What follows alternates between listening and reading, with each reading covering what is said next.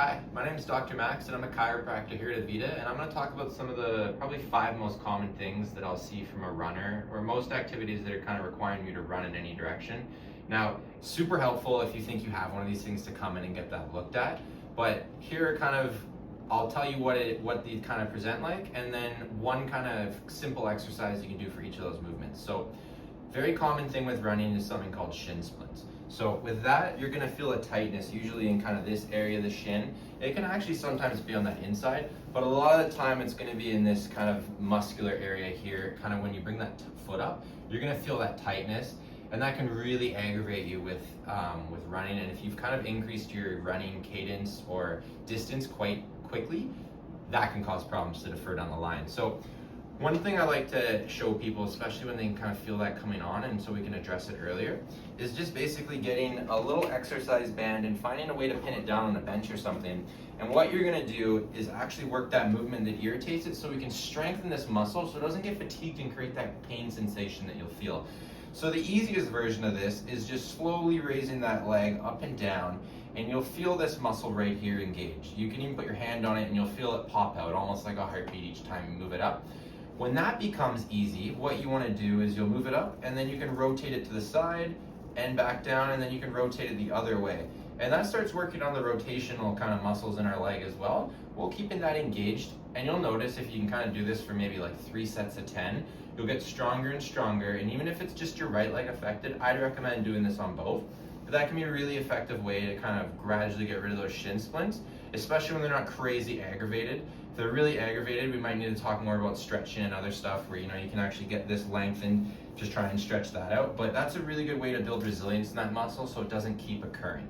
Now, the second thing people will get, and a common name for it is something called runner's knee or jumper's knee. You might hear it as patellar femoral pain syndrome. But basically what that means is you're getting pain in kind of this lower part of the knee here, especially with running activities or jumping, that type of thing. And a lot of that's caused from kind of weak glute and hip muscles that are causing that kneecap to actually track a little differently. And when it pulls on that tendon, it can cause pain. So one very simple exercise you can do is get a little step. And what you're gonna do is just hang off the side here. You're gonna let this leg bend. And basically we're just slowly controlling it down, coming down with this other opposite leg straight, touching the ground, and you're gonna almost feel it wobble if it's not stable. That's gonna help that glute stabilize, and then just come back up. We don't wanna be hinged forward here because that's gonna start doing other muscles, and we're not trying to do any fancy pistol squats or anything. Just straight down, letting that knee track over the midfoot, right in between the big toe and the second toe there. Just coming over nice and stable, very slow and controlled. We're gonna let the foot just touch down and then come up. As you get better at this, you can progress that height, and it's gonna get easier. You're gonna notice the quad and all the rest of the leg is gonna get a lot stronger. But we don't want to basically fall down, because now we're not lowering that leg to control those mechanisms and help with strengthening. So obviously if you lose your balance, that's why the floor is there. But if you can control it, try and slowly come up and then slowly down. We just touch there and then back. Third exercise, I should correct myself and say, is an IT band movement. So what'll cause IT band pain is typically where it stems from the glute, because we have our long IT band. Now, a lot of people think if we foam roll that, it's gonna help. But the problem is, it's a tight band and it's meant to be tight. If it was loose, we'd have a lot of problems. But what happens is it can get kind of too much tension from these glute muscles, or it can then start causing friction down and below the knee. And you'll notice knee pain when running, especially maybe 10 minutes into the run, kind of right into this area where that IT band's inserting. And to get that released, what we need to do is actually work on strengthening and releasing the glute. So right now, I'm gonna show you a really simple thing you can do to release the glute, and hopefully you have a foam roller or something at home. So what you're gonna do is sit on that foam roller, and you're gonna now get into what we call a figure 4 position, like this. But commonly what people will do is actually lean the opposite way, but we've now opened up this muscle on this side, and that's the side we're trying to treat.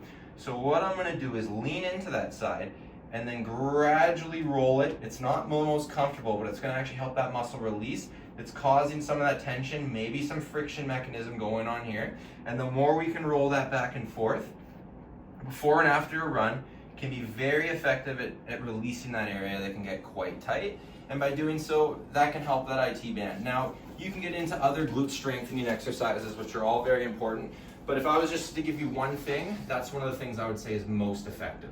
So another kind of common thing that'll happen with running is something called plantar fasciitis. Now, that name's changed over the years, and we typically now will call that a plantar fasciopathy because what that itis means is inflammation, and it doesn't necessarily mean that the bottom of the foot is inflamed, but that's the name it was given in the past. So a nice way to release that is if you have a lacrosse ball, a tennis ball. Another really good thing is a frozen water bottle at home. You can take that out of the freezer and you can use that to roll the bottom of your foot. Because what you'll notice is you get pain right into this heel part, and especially when you lift that big toe, this will become very tight, maybe your foot even cramps.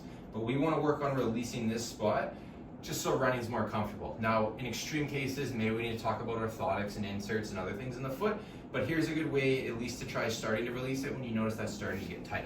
So all you're gonna do is take your roller or your ball or your water bottle, whatever it is, and just gently roll that back and forth.